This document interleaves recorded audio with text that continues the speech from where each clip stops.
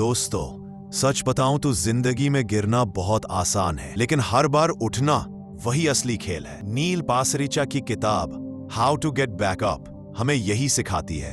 उन्होंने अपनी जिंदगी के इतने संघर्ष देखे हैं कि सुनकर लगेगा अब बस इससे आगे कोई उठ ही नहीं सकता, लेकिन उन्होंने हर बार खुद को उठाया और आज वही अनुभव हमें रास्ता दिखाते हैं। इस वीडियो में आप जानेंगे कि जब सब कुछ टूट जाए, जब उम्मीद ही ना बचे, तब भी कैसे खुद को संभाल कर फिर से खड़ा हुआ जा सकता है। तो अगर आपने कभी हार महसूस की है, अगर कभी ऐसा लगा कि अब आगे कुछ नहीं, तो बस थोड़ी देर रुकिए। ये वीडियो शायद आपकी सोच बदल दे। कभी कभी जिंदगी हमें उस मोड़ पर ले आती है जहां से आगे कुछ भी दिखाई नहीं देता। ना मंजिल का नामो निशान होता है, ना ही कोई रास्ता जो उस ओर ले जाए। सिर्फ सन्नाटा, सिर्फ अंधेरा और दिल के अंदर गूंजती हुई खामोशी। नील पासरिचा की जिंदगी भी एक समय ऐसे ही अंधेरे में डूबी हुई थी। वो एक सामान्य सुबह थी, लेकिन नील के लिए वो सुबह कभी सामान्य नहीं रही। उसकी बीवी, जिसे उसने अपना सब कुछ समझा, अपने सुख दुख का साथी माना, वो उसे छोड़कर चली गई। कोई बहस नहीं, कोई विदाई नहीं, सिर्फ एक चिट्ठी जो उस रिश्ते का आखिरी निशान बन गई। वो चिट्ठी उसके हाथ में थी, पर उसका पूरा वजूद जैसे उससे छिन गया था। जिस रिश्ते को उसने सालों तक संजोया, वो एक पल में बिखर गया। लेकिन जिंदगी की मार वही खत्म नहीं हुई। उसी साल उसका सबसे बड़ा सहारा, उसके पिता, जिन्होंने उसके जीवन को दिशा दी थी, जिनके कंधों पर उसने भरोसे का घर बनाया था, वो भी इस दुनिया को छोड़ गए। एक बेटा तब क्या महसूस करता है जब वो अपने जीवन के दो सबसे करीब लोगों को एक ही साल में खो दे। नील टूट चुका था और उसका करियर, वो भी अब एक बोझ बन चुका था। वो काम जो कभी जुनून था, अब एक रस्म बन गया था, जिसे निभाना जरूरी तो था, पर जीना नामुमकिन हो गया था। हर सुबह जागना जैसे किसी सजा की शुरुआत हो। चेहरे पर हंसी लगाने की कोशिश होती थी, लेकिन आंखों में नमी छुपाना मुश्किल था। हर रात सिर्फ आंसुओं से भीगी तकिया और दीवारों से टकराती खामोशी। कोई पूछने वाला नहीं था कि तुम ठीक हो, और अगर कोई पूछता भी तो नील के पास जवाब नहीं होता था। भीतर कुछ था जो चीख रहा था, पर बाहर सब खामोश था। वो कहता है, मैं जिंदा था पर जीवन नहीं था। मैं चल रहा था पर कहीं जा नहीं रहा था। मेरे आसपास सब कुछ चल रहा था, लेकिन मेरे अंदर सब कुछ थम चुका था। क्या आपने कभी ऐसा महसूस किया है, जब आप लोगों के बीच होते हुए भी अकेले होते हैं? जब हर आहट डर पैदा करती है, जब हर उम्मीद दम तोड़ देती है, और फिर भी आप जिंदा रहने का ढोंग करते हैं। पर यही वो मोड़ होता है जहां से या तो आदमी टूटकर बिखर जाता है, या फिर भीतर की एक धीमी सी लौ उसे वापसी की ओर ले जाती है। नील के भीतर भी एक कोने में बहुत धीमी लेकिन जिंदा लौ थी। उसने अपने दर्द को शब्दों में बदलना शुरू किया। उसने अपने अंदर की टूटन को दुनिया के साथ बांटना शुरू किया, और वहीं से शुरू हुई उसकी वापसी की कहानी। उसने लिखना शुरू किया हर उस चीज के बारे में जो छोटी थी, पर जिंदगी को फिर से महसूस करवा सकती थी। एक गर्म कॉफी की पहली चुस्की, बारिश में भीगती सड़क पर अकेले चलना, किसी अनजान की मुस्कान। उसने इन छोटी छोटी चीजों में छुपे सुख को पहचाना। उसने इन छोटी छोटी चीजों में छुपे सुख को पहचाना और लोगों को महसूस करवाया कि जिंदगी अब भी सुंदर है, अगर हम उसे देखने का नजरिया बदल दें। नील की यही कोशिश बन गई एक किताब, द बुक ऑफ ऑसम। और फिर जिस इंसान ने अंधेरे में चलना सीखा था, वो लाखों लोगों के लिए रोशनी बन गया। उसने सिखाया कि गिरना कोई शर्म की बात नहीं है, शर्म की बात है गिरकर उठने की कोशिश ना करना। उसने बताया कि जब सब कुछ खत्म हो जाए, तब भी कुछ बचा रह जाता है, वो है हिम्मत। जिंदगी हमें गिराएगी, लोग हमें छोड़ेंगे, ख्वाब टूटेंगे। एक हीलिंग की कहानी। नील पासरिचा की आत्मा से जिंदगी पूरी तरह से बिखर चुकी थी। रिश्ते, परिवार, सपने, हर वो चीज जिस पर नील ने भरोसा किया था, अब बस यादों की तरह रह गई थी। उसके चारों ओर एक ऐसा सन्नाटा था जो न तो शोर मचाता था और न ही कुछ कहता था, बस धीरे धीरे भीतर सब कुछ खा रहा था। और फिर एक दिन वो बस यूं ही उठा और अपनी पुरानी अलमारी में रखी एक छोटी सी डायरी निकाल ली। कोई प्लान नहीं था, कोई बड़ा मकसद नहीं था, बस इतना किया कि उस डायरी के पहले पन्ने पर लिखा, आज के लिए मैं किस बात के लिए आभारी हूँ। इतना छोटा सवाल, पर उस दिन पहली बार नील ने अपने अंधेरे के बीच एक छोटा सा दीपक जलाया। उसने लिखा, आज सूरज निकला और मैं जिंदा हूँ। इतना ही, कोई बड़ी बात नहीं, न कोई जश्न, न कोई उत्सव, बस एक सादा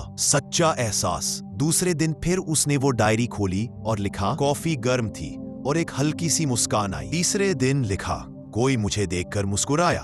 बस हर दिन 3 छोटी छोटी बातें जिनके लिए वो शुक्रगुजार था।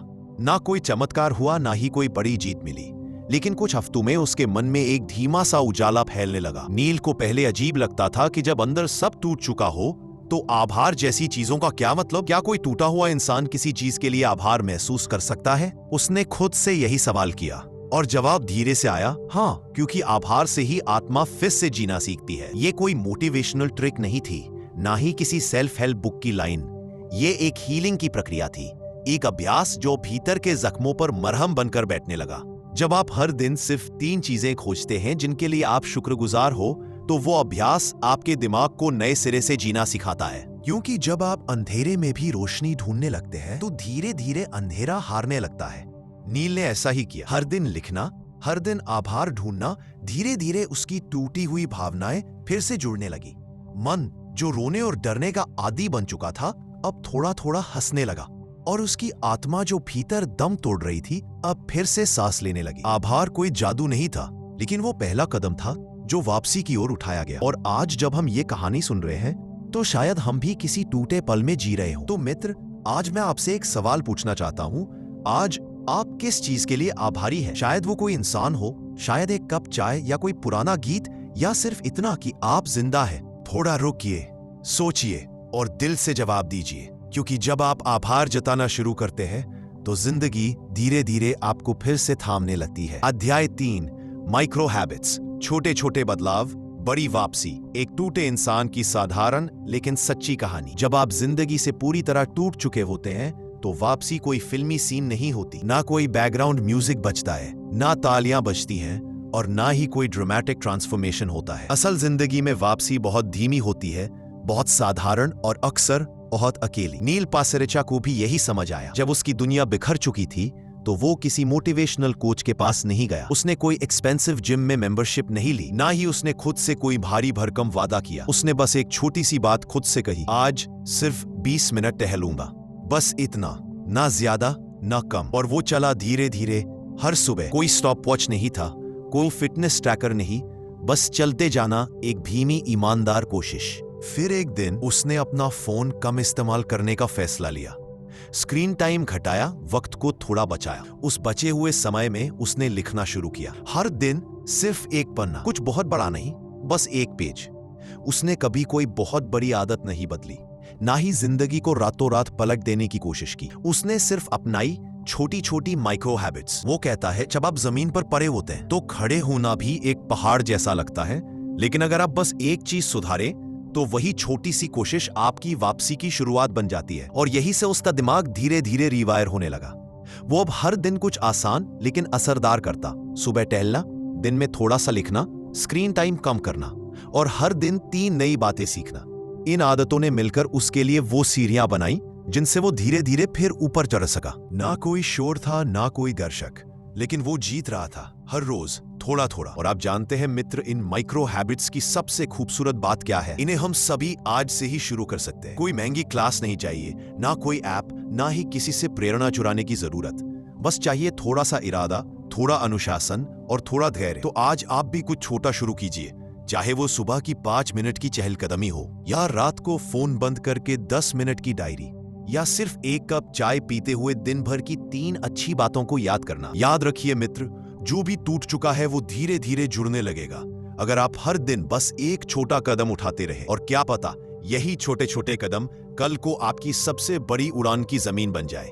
अध्याय 4, वल्नरेबिलिटी, जब टूटना ही ताकत बनता है, जहां आंसू शर्म नहीं शुरुआत बन जाते हैं। क्या आप कभी सच में टूटे हैं, इतना कि ना रो पाए, ना कुछ कह पाए, बस चुप हो जाए? एक ऐसी खामोशी जो बाहर से शांत दिखती है लेकिन भीतर एक तूफान मचाए हुए होती है।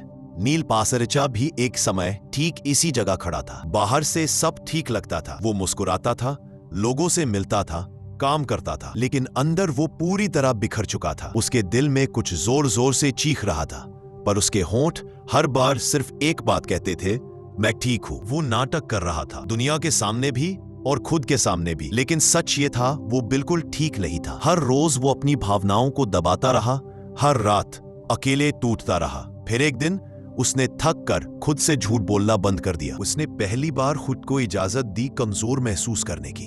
वो रोया, खुलकर, बिना डर के। उसने थेरेपी ली, पहली बार किसी प्रोफेशनल से बात की, जो सिर्फ सुनने आया था, सुधारने नहीं। उसने अपने दोस्तों से कहा, मैं ठीक नहीं हूं। और मित्र, यही से उसकी असली हीलिंग शुरू हुई। नील कहता है, जब आप टूटने की इजाजत खुद को देते हैं, तभी आप सच में जुड़ना शुरू करते हैं। वल्नरेबिलिटी दिखने में एक कमजोरी लगती है, लेकिन असल में यही हमारी सबसे बड़ी ताकत बनती है। हम सभी ढोंग करते हैं, ऐसा दिखाते हैं कि हम मजबूत हैं, सब कंट्रोल में है। हम थकते नहीं, टूटते नहीं, पर अंदर से हम सिर्फ चाहते हैं कोई हमें समझे, कोई हमें सुने, बिना जज किए। जब नील पहली बार खुला तो लोग उससे दूर नहीं हुए, बल्कि वो उससे और करीब आ गए। क्यों? क्योंकि सच्चाई हमेशा जोड़ती है और दिखावा हमेशा दूर करता है। उसने जिस दिन अपने मन की दीवारें गिराई, उसी दिन उसके भीतर की जगह खाली हुई, जहां अब रोशनी आ सकती थी। और वही पल, वो झिझक छोड़ने का पल, नील की जिंदगी का सबसे बड़ा टर्निंग पॉइंट बन गया। तो मित्र, आज मैं आपसे एक सवाल पूछता हूं, क्या आप सच में ठीक है? अगर नहीं तो किसी अपने से कहिए, चुप मत रहिए, रो लीजिए, बोल दीजिए। क्योंकि जब आप टूटने की इजाजत खुद को देते हैं, तभी आप अंदर से मजबूत बनते हैं। जो आंसू आप छुपाते हैं, वही कभी कभी सबसे गहरा इलाज होते हैं। याद रखिए, टूटना कमजोरी नहीं है, टूटना इंसान होने का सबसे सच्चा हिस्सा है। और जब आप खुद को पूरी तरह सच में दिखाते हैं, तो यही सच आपको फिर से खड़ा करना शुरू करता है। अध्याय 5, failure is just a curve. हार कोई दीवार नहीं होती, एक मोड़ जहां से मंजिल शुरू होती है। जब हम जिंदगी में गिरते हैं तो पहला एहसास होता है, अब बस सब खत्म। ऐसा लगता है जैसे हमारे सामने कोई बड़ी ऊंची सख्त दीवार खड़ी कर दी गई हो, जिसके पार जाना नामुमकिन है। उस पल में हमारी सारी हिम्मत, सारी सपने, सारी मेहनत बस एक झटके में बिखर जाते हैं। नील पासरिचा को भी यही लगा था। वो भी सोचने लगा था कि अब इस हार से आगे कुछ नहीं है, कोई रास्ता नहीं, कोई उपाय नहीं। लेकिन फिर एक दिन उसने खुद से एक बहुत छोटा लेकिन गहरा सवाल पूछा, क्या ये वाकई दीवार है या बस एक मोड़? उस एक सवाल ने उसकी सोच बदल दी। उसने महसूस किया कि हार अक्सर हमें रोकने नहीं आती, बल्कि मोड़ने आती है। वो कोई आखिरी पड़ाव नहीं, बल्कि एक कर्व है, एक ऐसा रास्ता जो किसी नई दिशा की ओर ले जाता है। हाँ, ये मोड़ आसान नहीं होता। वो मोड़ अंधेरे से भरा होता है, उसमें अकेलापन होता है, तकलीफ होती है, और कभी कभी खुद पर से भरोसा भी डगमगाने लगता है। लेकिन अगर हम उसी मोड़ पर रुक जाएं, तो हम कभी जान ही नहीं पाएंगे कि आगे क्या इंतजार कर रहा था। नील कहता है, failure is not the opposite of success, failure is the path to it. असफलता सफलता के विरोध में नहीं होती, बल्कि उसी की राह होती है। जो किताबें उसने लिखी, जो टेड टॉक उसने दी, जिसने लाखों लोगों के दिलों को छुआ, वो सब कुछ उसी हार के मोड़ से जन्मा था। अगर वो उस कर्व पर टूट जाता, तो शायद न तो वो आवाज गूंजती और न ही हम उसका नाम जानते। आज वो जो है, वो इसलिए नहीं कि वो कभी नहीं गिरा, बल्कि इसलिए कि वो हर बार उठता गया। मित्र, आज मैं आपसे एक सवाल पूछता हूँ, आपकी जिंदगी में जो हारें आई हैं, क्या आपने उन्हें कभी ध्यान से देखा? क्या वो सच में आई थी आपको रोकने के लिए, या शायद वो सिर्फ एक जेंटल पुश थी किसी नई राह की ओर? शायद वो रिश्ता जो टूटा, आपको खुद से जोड़ने के लिए टूटा। शायद वो नौकरी जो छूटी, आपकी असली पहचान की शुरुआत थी। शायद वो परीक्षा जिसमें आप असफल हुए, वो असल में जीवन की तैयारी थी। तो अगली बार जब आप गिरे, जब आप थके, जब लगे कि अब कुछ नहीं बचा, तो बस इतना याद रखना, यह कोई दीवार नहीं है, यह बस एक मोड़ है। और हर मोड़ के बाद कोई नया रास्ता जरूर खुलता है। हो सकता है वो रास्ता सीधा ना हो, आसान ना हो, लेकिन वो आपका असली रास्ता होगा। और जब आप उस पर चलेंगे, तो आपको समझ में आएगा कि हर हार, हर चोट, हर मोड़ जरूरी था, क्योंकि उसी ने आपको वो बनाया जो आप आज हैं। अध्याय 6, मीनिंग ओवर हैप्पीनेस। खुशी से ऊपर है जिंदगी का उद्देश्य। नील पासरिचा, जो पहले हर दिन खुश दिखने की कोशिश करता था, एक दिन बैठा और खुद से पूछा, मैं सच में खुश हूं या बस दुनिया को दिखा रहा हूं कि मैं खुश हूं? यह सवाल छोटा नहीं था मित्र, बल्कि उसकी जिंदगी बदल देने वाला था। वो समझ गया, खुशी एक भागती चीज है। जैसे ही आप उसे पकड़ने दौड़ते हो, वो आगे निकल जाती है। नई चीजें खरीद लो, अच्छा खाना खा लो, घूमने चले जाओ, फिर भी कुछ अधूरा लगता है ना? नील ने तभी एक दूसरी राह चुनी। हैप्पीनेस को मत दौड़ो, मीनिंग को ढूंढो। उसने लिखा, लोगों से जुड़ा, उनकी जिंदगी को बेहतर बनाने की कोशिश की, और तभी उसे असली खुशी मिली। एक ऐसी खुशी जो किसी पैकेजिंग में नहीं, बल्कि किसी की मदद करने में छुपी थी। नील कहता है, खुशी एक इमोशन है, मीनिंग एक मिशन है, और जब आप मीनिंग को पकड़ते हैं, तो खुशी खुद आपके पास चली आती है। मित्र, आज आप क्या ढूंढ रहे हैं? क्लब की तेज रोशनी या एक ऐसे काम का सुकून जो किसी का भला कर सके? कभी रुककर सोचिए, आप जो कर रहे हैं, क्या वो आपके दिल से जुड़ा है? क्योंकि सच्ची तसल्ली वही मिलती है जहां हम किसी और की जिंदगी में उजाला लाते हैं। जी, अध्याय 7, माइक्रो विन्स, छोटी जीतें, गहरी उन्नति। हम में से बहुत लोग बड़ी जीत का सपना देखते हैं, बड़ी नौकरी, बड़ा घर, बड़ा नाम। लेकिन नील पासरिचा कहता है बड़ी जीतें बहुत धीरे आती है, लेकिन छोटी जीतें हर रोज मिल सकती है। जब नील की जिंदगी बिखर गई थी तब उसने सबसे पहले माइक्रो विन्स पर ध्यान दिया। सुबह बिस्तर से उठ जाना, एक जीत। डायरी में 3 लाइनें लिखना, एक और जीत। 20 मिनट टहलना, तीसरी जीत। और ये छोटी जीतें धीरे धीरे आत्मा को सशक्त करने लगी। हम जब सिर्फ बड़ी मंजिल देखते हैं तो रास्ता लंबा लगता है, लेकिन जब हम हर कदम की सराहना करते हैं तो मंजिल अपने आप नजदीक आने लगती है। नील कहता है माइक्रो विन्स से बड़ी जीतें बनती है। यही रास्ता है मौन परिवर्तन का। एक दिन जब नील ने देखा कि वो हफ्ते भर लगातार सही समय पर उठ रहा है, वो मुस्कुराया, क्योंकि उसे एहसास हुआ मैं वापस लौट रहा हूँ। मित्र आपकी जिंदगी में भी जीते हैं, बस आप उन्हें देख नहीं रहे। आज आपने अगर अपना मोबाइल साइड में रखकर किताब पढ़ी तो आप जीते। अगर आपने किसी को दिल से धन्यवाद कहा तो आप जीते। अगर आपने हार मानने के बावजूद एक और कोशिश की तो आप सच में जीते। तो आज से शुरू कीजिए, हर दिन की 3 माइक्रो विन्स लिखिए। देखिए आपका आत्मविश्वास कैसे धीरे धीरे फिर से बनता है। अध्याय 8, गिविंग बैक, जब अपना दर्द किसी और की दवा बनता है। कहते हैं हर जख्म कुछ कहता है। अगर तुम सुन सको तो नील पासरिचा ने अपने टूटे हुए दिल, अपने बिखरे रिश्तों और अपने अंधेरे दिनों को किसी किताब में नहीं छुपाया, बल्कि दुनिया के साथ बांट दिया। वो कहता है जब मैं गिरा था तो मुझे किसी की जरूरत थी, अब जब मैं उठा हूं तो मैं किसी के लिए वो बनना चाहता हूं। उसने किताबें लिखी, टॉक्स दिए, लाखों दिलों से जुड़ा। उसका दर्द अब किसी और की हीलिंग थेरेपी बन गया।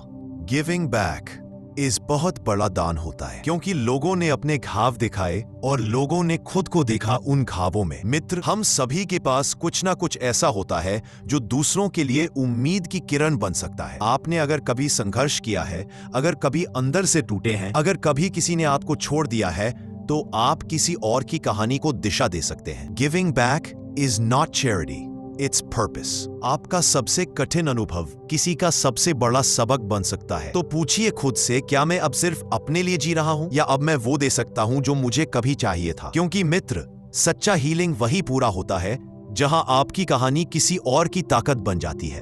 तो मित्र, how to get back up कोई किताब नहीं, ये एक आईना है जहां आप खुद को देखते हैं और फिर खुद को फिर से बनाते हैं।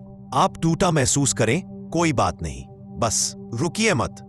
एक कदम, एक पन्ना, एक दिन, और आप फिर से उठ सकते हैं। मिलते हैं एक नए वीडियो में। तो मित्र, अगर ये वीडियो आपके दिल को छू पाया है, अगर इसने आपको सोचने पर मजबूर किया है, अगर इसने आपको फिर से खड़े होने की हिम्मत दी है, तो इस सफर में हमारे साथ जुड़िए।